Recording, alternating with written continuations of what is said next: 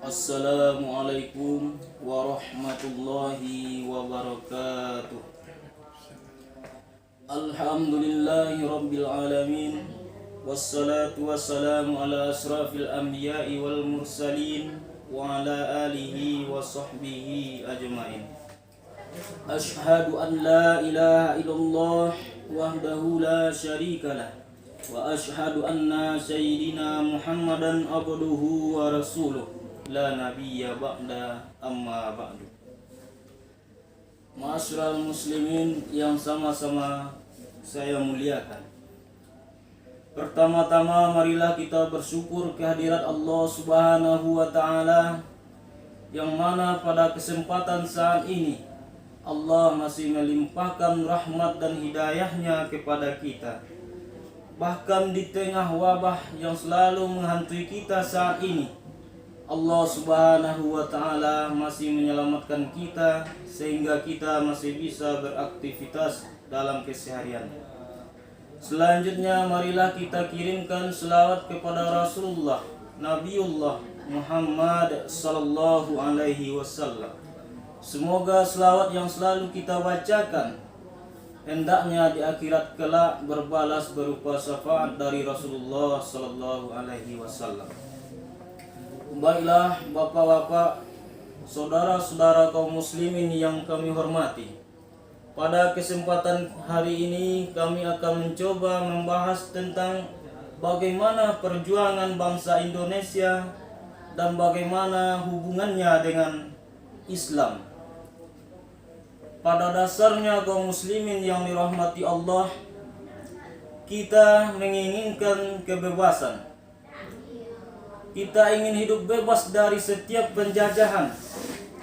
Dan kita mengetahui bagaimana penjajahan ada dua hal. Yang pertama penjajahan dalam bentuk fisik dan yang kedua penjajahan dalam bentuk non-fisik. Secara fisik kita sudah ditunjukkan pada masa-masa yang lampau bagaimana masyarakat kita, rakyat kita, khususnya bangsa Indonesia dijajah oleh Belanda dan Jepang.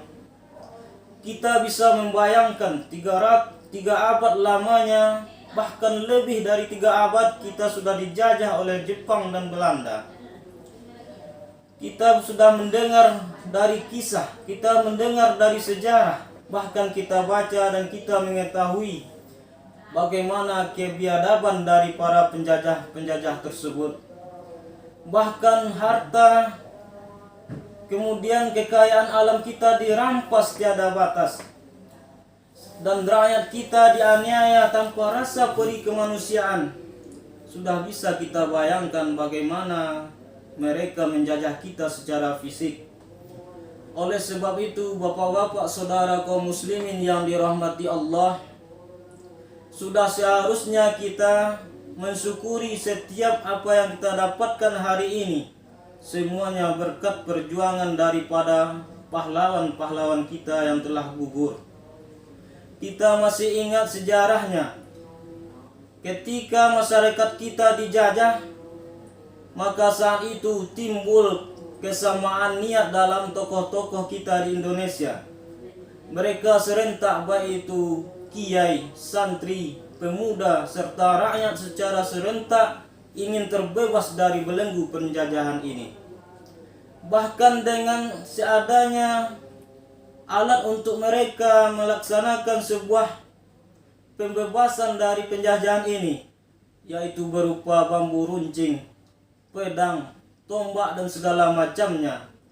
Mereka berupaya membebaskan diri dan menghilangkan segala bentuk penjajahan dari bumi ini, bahkan tidak menginginkan lagi terjajah di tanah sendiri. Bahkan rela mereka mengatakan biarlah mati berkalang tanah daripada dijajah di tanah sendiri.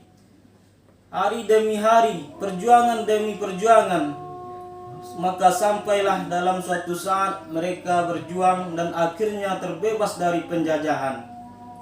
Maka saat itu, tepat pada hari Senin kemarin, 17 Agustus tahun 2020, sudah semestinya menjadi iktibar bagi kita yang tidak bisa berjuang pada masa lampau tersebut, mengambil pelajaran dari hal-hal yang ada saat itu. Apa yang mesti kita perbuat untuk memperbaiki kesalahan-kesalahan kita hari ini? Apa yang bisa kita laksanakan untuk mengisi kemerdekaan yang sudah diperjuangkan dengan darah dan nyawa oleh para syuhada kita terdahulu? Maka dari itu, sudah seharusnya bagi kita untuk membawa bangsa ini kepada bangsa yang berkompetensi, kepada bangsa-bangsa yang lebih maju lainnya. Bapak-bapak, saudara-saudara kaum muslimin yang dirahmati Allah. Kemudian yang kedua, setelah kita terbebas dari penjajahan fisik oleh Belanda dan Jepang, apakah hidup kita masih merdeka? Belum tentu kita merdeka. Secara non-fisik kita masih dijajah oleh hawa nafsu.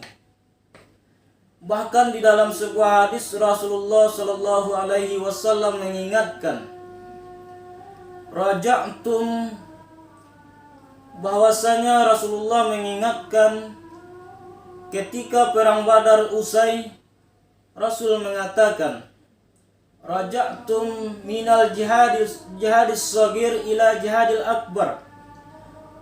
Faqila wa ma jihadul akbar ya Rasulullah? Faqala jihadun nas. Bahwasanya kalian baru kembali dari pertempuran yang kecil menuju pertempuran yang lebih besar. Maka para sahabat bertanya, apa pertempuran yang lebih besar itu ya Rasulullah? Faqala, Rasulullah menjawab, jihadun nafsi. Jihad ataupun berperang melawan hawa nafsu. Hal ini jelas ketika Rasulullah selesai perang Badar yang begitu dahsyat melawan kaum kafir Quraisy. Saat itu Rasul kembali mengingatkan kepada para sahabat masih ada pertempuran yang lebih besar lainnya, yaitu pertempuran melawan hawa nafsu. Jadi perlu kita ingat, Rasul mengingatkan kepada kita bangsa ini supaya kita bermawas diri dari hawa nafsu. Karena seseorang yang terjerumus dengan hawa nafsu lebih mementingkan nafsu daripada akalnya, meninggikan nafsu daripada akalnya, maka saat itu dia akan terjerumus kepada neraka Allah Subhanahu wa taala. Maka dalam Al-Qur'an Allah sering mengingatkan dalam surat Al-Mu'minun ayat 71. Dalam surat Ar-Rum juga sudah disampaikan oleh Allah Subhanahu wa taala bahwa kita harus bersabar dan berjuang melawan hawa nafsu ini. Karena Allah mengatakan dengan hawa nafsu yang tak terkendali, maka saat itu kita bisa saja merusak kehidupan ini. Bahkan dalam surah Ar-Rum disampaikan membuat kerusakan di muka bumi, di darat dan di laut. Maka dari itu kaum muslimin yang dirahmati Allah, perlu kita untuk senantiasa melawan hawa nafsu. Karena setelah kita merdeka dari hawa nafsu, maka saat itu kita sudah selamat di dunia ataupun di akhirat. Kita selamat dari hawa nafsu ammarah, yaitu hawa nafsu yang selalu dibelengi oleh syaitan, menuju hawa nafsu yang sifatnya mutmainnah, hawa nafsu yang membawa kedamaian dalam diri seseorang yang melakukannya. Jadi sebagai kesimpulan kaum muslimin yang dirahmati Allah, setelah kita terbebas secara fisik dari penjajahan Belanda dan Jepang, maka harusnya kita kembali mengingat dan berjuang melawan hawa nafsu supaya kita terbebas dari kerusakan-kerusakan yang akan kita akibatkan nantinya, menuju hawa nafsu yang sifatnya mutmainnah, yang mampu menyelamatkan kita dunia dan akhirat nanti kelak. Demikianlah kaum muslimin yang dirahmati Allah.